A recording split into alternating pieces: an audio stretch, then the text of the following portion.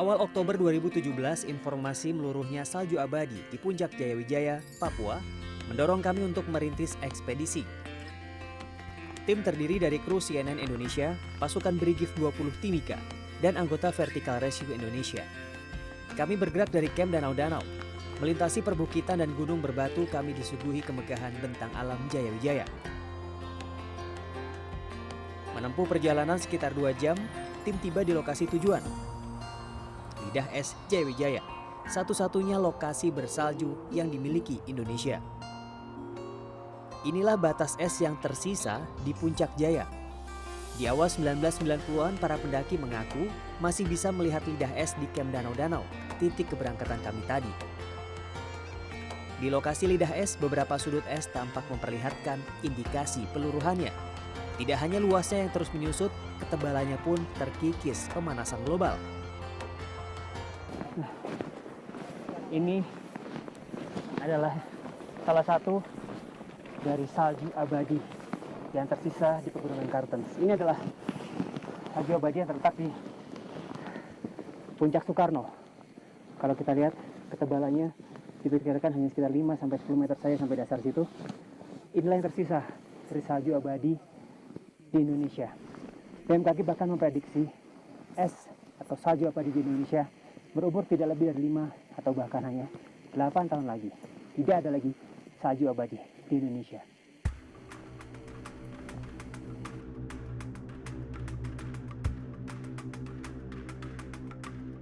Teori pemanasan global dan perubahan iklim belakangan disebut-sebut menjadi sebab luruhnya es di penjuru bumi. Di Kutub Utara, 300 pakar iklim dari 8 negara menyimpulkan dalam 3 dekade terakhir, lapisan es di lautan sekitar kutub menyusut sekitar 990.000 km persegi. Kawasan kutub dianggap mengalami dampak pemanasan global lebih cepat dari kawasan lain di dunia. Tidak hanya di kutub, es yang terdapat di wilayah tropis juga bereaksi terhadap pemanasan global. Penelitian paleoklimatolog Lonnie Thompson pada 2011 menemukan indikasi bahwa es yang terdapat di puncak pegunungan tropis lebih sensitif terhadap perubahan temperatur bumi.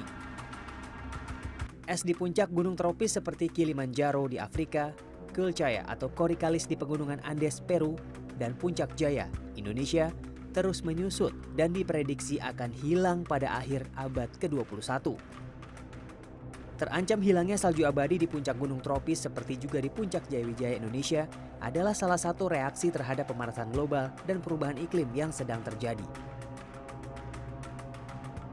Peneliti iklim asal Hawaii, Camille Mora, merilis hasil penelitiannya pada Oktober 2013.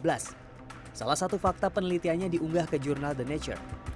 Mora menyebutkan bahwa Indonesia adalah negara pertama yang akan terkena dampak perubahan iklim dan pemanasan global. Manokwari di Papua dan Jakarta di Pulau Jawa merupakan 2 dari 26 kota di dunia yang paling awal merasakan dampak ini, yaitu pada 2020 dan 2029. Pengungkapan Mora tersebut tentu tidak bisa diabaikan. Kepala Bidang Litbang Meteorologi BMKG, Erwin Makmur, juga mencatat bahwa Indonesia sudah mengalami cuaca ekstrim sebagai indikasi dampak pemanasan global dan perubahan iklim. Searah dengan penelitian Mora, Erwin menyebut potensi terbentuknya cuaca ekstrim juga akan terjadi di wilayah Jawa dan Papua. Dari pencatatan suhu di sekitar Jakarta, karena Jakarta ini mempunyai pencatatan suhu yang cuma lebih panjang dibanding stasiun yang lain, lebih kurang 100 tahun. Jadi kita menangkap ada tren kenaikan sekitar 1,6 derajat Celcius per 100 tahun. Dan kalau tidak ada upaya mitigasinya, artinya upaya untuk menurunkan kadar dari CO2 dan sebagainya atau aktivitas manusianya, maka dalam berapa puluh atau berapa ratus tahun ke depan mungkin Jakarta akan bertambah panas, sehingga mungkin itu akan lebih menambah potensi terbentuknya cuaca-cuaca ekstrim tadi. Kalau di sekitar Papua, memang Papua ini dari segi pertumbuhan mungkin tidak sepesat Jawa, tetapi mungkin ada faktor dari global warming di sana. Ada beberapa fenomena yang menarik juga, termasuk nanti pada saat nanti terjadi pengurangan luasan dari es yang ada di puncak Papua nanti. Oktober 2018, tim CNN Indonesia kembali ke Timika, Papua. Tepat 1 tahun setelah kunjungan ke Lidah Es Jayawijaya tahun lalu. Kali ini tim liputan CNN Indonesia bergabung dalam ekspedisi Puncak Jaya yang diinisiasi oleh BMKG dan didukung PT Freeport Indonesia. Tim ekspedisi disambut Divisi Environment dan Corporate Communication PT Freeport Indonesia. Usai menyamakan agenda ekspedisi, tim diwajibkan melakukan uji kesehatan sebagai antisipasi perjalanan di dataran tinggi 3.000 sampai 5.000 meter di atas permukaan laut. Tim ekspedisi BMKG dipimpin langsung oleh Dr. Erwin Makmur. Agenda ekspedisi kali ini adalah untuk menghitung berapa sisa volume dan umur salju di Puncak Jaya.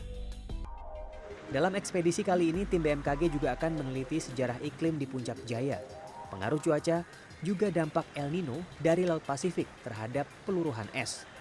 Jadi pertama dari sisi yang paling jangka panjang dari paleoklimatnya, kita ingin melihat bagaimana nanti peluruhan dari ini, tapi melihat dari sejarah tempo dulunya. Kemudian dalam jangka iklim yang agak panjang, kita ingin bagaimana interaksi peluruhan dari es ini dilihat dari fenomena global seperti El Nino. Para pakar iklim dunia meyakini pemicu melelehnya es baik di kawasan kutub maupun di puncak es pegunungan tropis adalah signifikannya aktivitas manusia. Dalam beberapa dekade terakhir, emisi gas rumah kaca ke atmosfer meningkat drastis. Penggunaan energi fosil dan kebakaran lahan dan hutan memicu pelepasan karbon ke udara dan laut.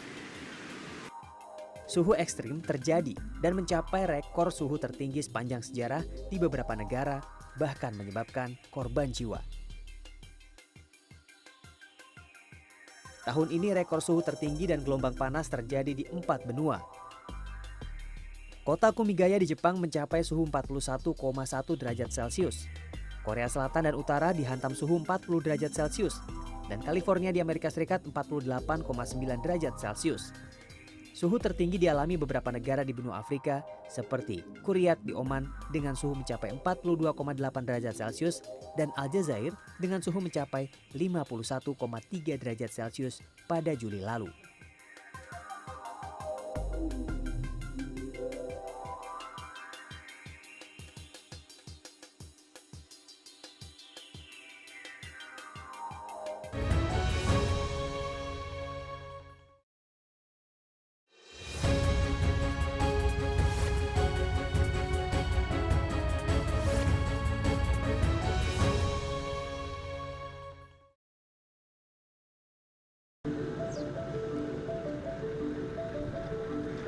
Tim ekspedisi Salju Abadi 2018 terdiri dari 4 orang peneliti dari Badan Meteorologi, Klimatologi, dan Geofisika didukung oleh Divisi Environment PT Freeport Indonesia. Salah satu agenda sebelum melakukan observasi ke puncak es adalah melakukan pengamatan visual jarak jauh. Beruntung cuaca cukup baik sehingga kami bisa melakukan pengamatan visual ke puncak es tanpa terhalang kabut tebal. Ya, ini saat ini kita ada di Balidam. Rencananya tim ekspedisi akan berangkat dari lokasi ini dengan heli esok hari untuk menuju ke puncak Sumantri dan Sudirman. Memang terakhir BMKG dengan tim ekspedisinya berhasil mendarat di puncak salju sekitar tahun 2016. Kondisinya memang sudah mengkhawatirkan dan tahun ini kita masih harap cemas apakah kondisi salju di puncak Sumantri dan Sudirman masih dalam kondisi yang aman atau bahkan sudah mengkhawatirkan.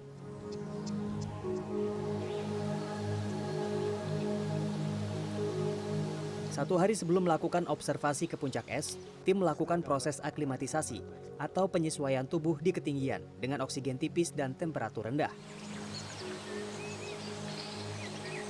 Keempat peneliti BMKG adalah Erwin Makmur, Donaldi Permana, Najib Habibi, dan Daniel Hutapea. Keempatnya mewakili keahlian masing-masing, yaitu paleoklimatolog atau ahli iklim tempo dulu, ahli cuaca, dan ahli kelautan untuk menganalisis pengaruh El Nino dari Laut Pasifik terhadap peluruhan puncak es Jayawijaya. Salah satu anggota tim observasi Salju Abadi adalah Donaldi. Doktor ilmu iklim lulusan Universitas Columbia Amerika Serikat ini menjadi peneliti Indonesia pertama yang menginisiasi penelitian terhadap es di Puncak Jaya pada 2010. Pada 2010, Donaldi bersama Profesor Lonnie Thompson dari Ohio University, Amerika Serikat, melakukan penelitian perdana di Puncak Jaya. Selama 2 minggu, tim mengebor es di Puncak Jaya untuk mendapatkan ice core atau inti es. Dalam pengeboran tersebut, kedalaman atau ketebalan es di Puncak Jaya didapati mencapai 32 meter. Usai pengeboran, inti es kemudian dipotong-potong dan dibawa ke Ohio University untuk diteliti bersama inti es dari negara tropis lainnya. Sementara lubang bekas pengeboran dimanfaatkan oleh tim BMKG Indonesia sebagai media pengukur kedalaman es dan peluruhannya. Tim memasang paralon PVC masing-masing sepanjang 2 meter, disambung dengan tambang sampai dasar es. Total, ada sekitar 16 batang paralon. Paralon inilah yang nantinya memudahkan pengukuran sisa ketebalan es di Puncak Jaya. Jika paralon sudah terekspos atau tidak terkubur es, maka itulah ketebalan es yang sudah luruh.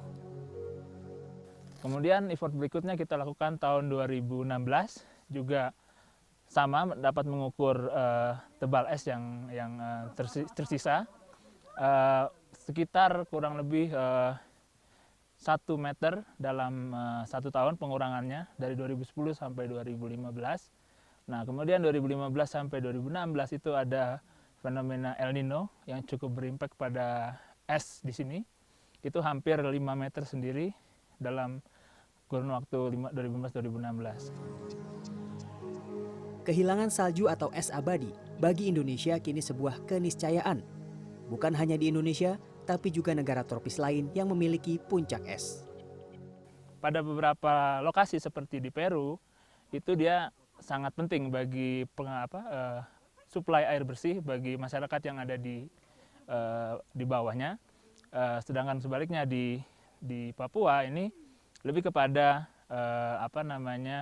kepercayaan dari orang-orang yang ada di sini bahwa ada es abadi di Indonesia. Namun sepertinya itu sudah tidak akan bisa dipertahankan lagi.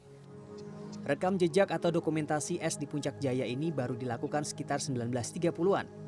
Dokumentasi pertama tercatat pada 1936 dan baru terpublikasi pada 1938. Puncak es Jaya Wijaya selanjutnya terdokumentasi dalam foto pada awal 1970 dan 1991. Keduanya baru terpublikasi sekitar 1994. Rekapitulasi data luas puncak es Jaya Wijaya juga dikumpulkan oleh sejumlah peneliti dunia seperti Prentice and Hope dan Klein dan Kincaid. Es di Puncak Jaya telah ada sejak pertama diteliti pada 1850-an dengan luas mencapai 19 km persegi. Berdasarkan perhitungan mereka, luas area Puncak Jaya yang tertutup salju menyusut setiap periode. Dari sekitar tahun 1930 sampai 1990-an saja, tutupan salju atau es di Puncak Jaya telah luruh sekitar 10 km persegi. Tutupan salju tersebut semakin sempit setiap periode. Pada 2006, luasnya bahkan hanya sekitar 900 meter persegi. Bahkan penelitian terbaru pada 2016 lalu, luas salju abadi hanya tersisa sekitar 500 meter persegi. Hari keberangkatan tim observasi telah tiba. Tim bersiap dan mendengarkan petunjuk keamanan dari kru helipad. Jika cuaca tidak berubah tiba-tiba, tim bisa terbang menuju puncak es Jaya Wijaya. Hari ini adalah tanggal 11 Oktober 2018, akan menjadi salah satu tanggal yang dicatat dalam sejarah salju abadi di Indonesia. Karena tim BMKG akan melakukan survei salju abadi turun di puncak Sumantri, di puncak salju abadi. Ini ada Pak Najib dari BMKG ini sendiri. Rencananya hari ini surveinya seperti apa, Pak? Jadi kita akan melihat seberapa besar pengurangan dari salju abadi itu, yaitu dengan cara mengukur stek atau tiang yang sudah dipasangkan tahun 2010. Nanti kita akan mengukur di sana seberapa besar yang sudah terekspos. Sambil menunggu perintah naik heli, tim mempersiapkan diri dan menggunakan perlengkapan keamanan. Selanjutnya, tim diberi instruksi keamanan oleh loadmaster helikopter. Saat pilot telah memberi aba-aba berangkat, kami naik heli satu persatu dari arah aman yang telah ditentukan. Setelah semua penumpang duduk di dalam heli, kami pun berangkat, terbang menuju puncak es Jaya Wijaya.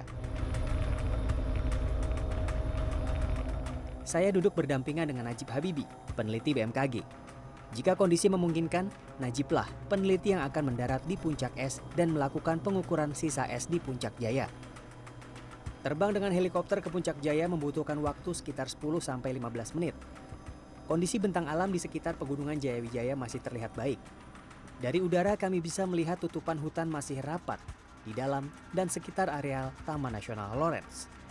Akan tetapi kondisi ini bisa saja berubah sewaktu-waktu karena aktivitas manusia dan perubahan iklim.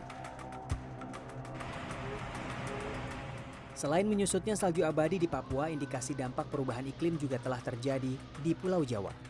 Cuaca ekstrim sudah sering terjadi di daerah Jawa Barat, Jawa Tengah, dan Jawa Timur. Sementara di Jakarta, kenaikan permukaan air laut bukan lagi sekadar ancaman, tapi sudah terjadi. Di utara Jakarta, kenaikan permukaan air laut tahunan berdasarkan perhitungan para peneliti adalah 0,5 cm per tahun.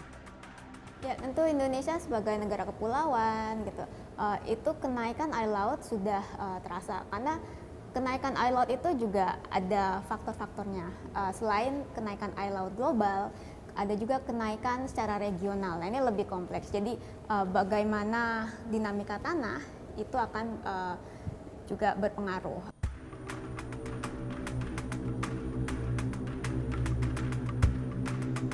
Helikopter yang kami tumpangi semakin dekat ke puncak es Jayawijaya. Heli sempat beberapa kali berputar mencari posisi terbaik untuk mendekati puncak es. Tetapi kabut terlalu tebal. Cuaca juga berubah seketika. Tipikal cuaca di ketinggian lebih dari 4.000 meter di atas permukaan laut. Tim memutuskan untuk tidak melanjutkan rencana observasi dengan pertimbangan faktor keamanan. Kami hanya berhasil mendapatkan sebuah foto jarak jauh. Di balik kabut yang sedikit terbuka, tampak puncak es Jayawijaya. Dari jauh, foto ini memberi kami gambaran sisa es di puncak Jaya.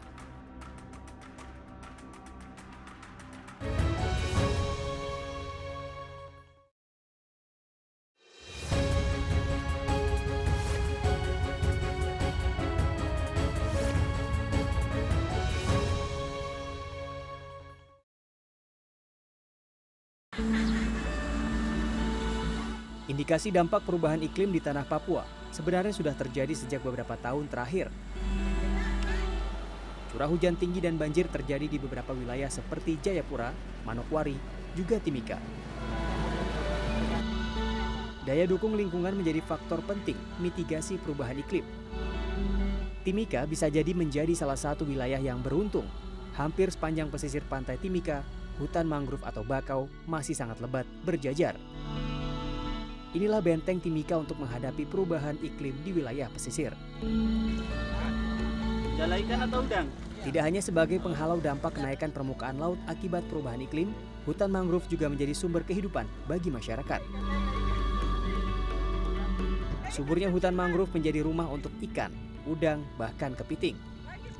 Masyarakat nelayan cukup mendayung sebentar sebelum akhirnya mendapatkan ikan. Sebagian masyarakat yang tinggal lebih jauh rela datang dan singgah berminggu, bahkan berbulan-bulan di salah satu pulau di sekitar mangrove. Mereka membawa anak-anaknya dan tinggal di bivak seadanya. Saat orang tua mereka pergi mencari ikan, udang, dan karaka atau kepiting di sekitar hutan bakau, anak-anak ini menunggu sambil bermain ditemani kakak atau teman-teman yang lebih besar. Setiap hari para nelayan ini tidak pernah pulang dengan tangan kosong. Mama Ella misalnya, selalu ada tangkapan yang mengisi kotak pendingin di perahu kayunya, baik untuk dijual atau makan sehari-hari.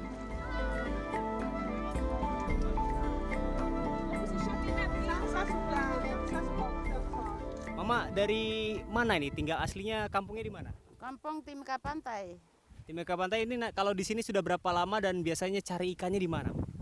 Cari ikan di pinggir kali saja. Di mangi-mangi, cari keraka. Dapat keraka banyak-banyak, bawa di Paumako. Kayaknya jadi mama ini tinggal sudah sebulan mama ya? Iya. Sebulan mereka cari ikan, cari udang, cari kepiting atau karaka, masyarakat sini bilang. Nah, mereka tinggal sebulan, ketika mereka sudah dapat banyak, mereka bawa ke pasar, sebagian dijual, sebagian lagi untuk makan sehari-hari. Jadi bisa kita lihat di sini emang fungsi mangi-mangi kalau orang di sini atau mangrove itu bermanfaat untuk rumah ikan, rumah udang. Jadi mereka bisa mendapatkan ikan, kepiting, udang dengan lebih mudah, tidak harus jauh-jauh ke laut. Selain juga untuk sebagai mitigasi kenaikan muka air laut di sekitar pantai.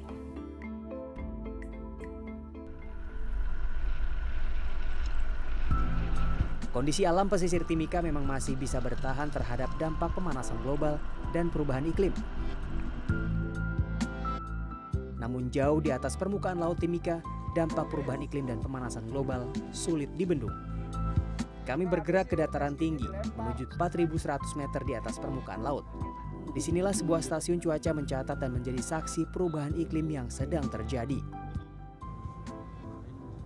Dari model itu mengindikasikan bahwa ada peningkatan suhu yang kemudian impact-nya adalah menyusutnya es.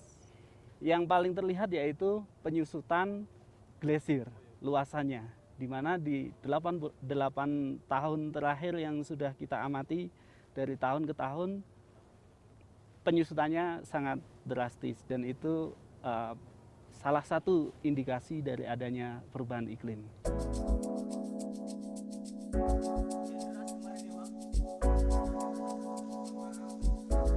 Pertanda baik untuk tim observasi Puncak Es Jayawijaya muncul di hari keempat. Pagi datang dengan langit cerah tanpa kabut. Tim observasi kembali bersiap di Bandara Aing Buging, Tembagapura. Agenda hari ini masih sama dengan rencana hari penerbangan sebelumnya, mendarat di Puncak Es Jayawijaya dan mengukur sisa volume dan umur es yang pernah kita klaim abadi. Tim tinggal landas dari helipad.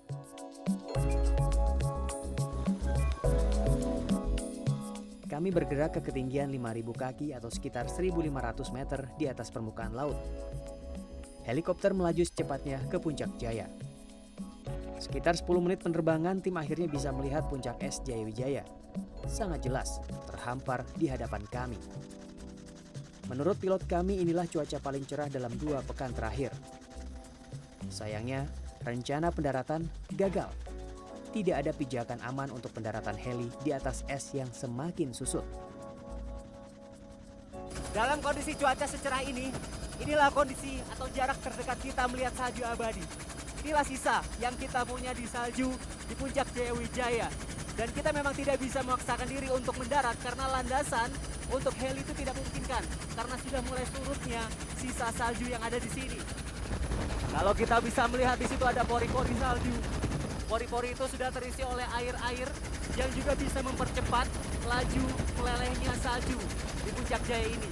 Tidak hanya panas yang terjadi karena pemanasan global, tapi pencairan es-es yang ada di salju atau Puncak Jayawijaya ini juga terjadi karena curah hujan yang tinggi, sehingga es bisa terjadi meleleh, baik dari pengaruh dari puncak atau permukaan es, juga dari bawah atau dasar.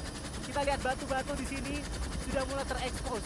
Batu menyerap panas dan mengantarkan panas itu ke salju, sehingga salju juga meleleh dari bagian bawah puncak di Jayawijaya ini.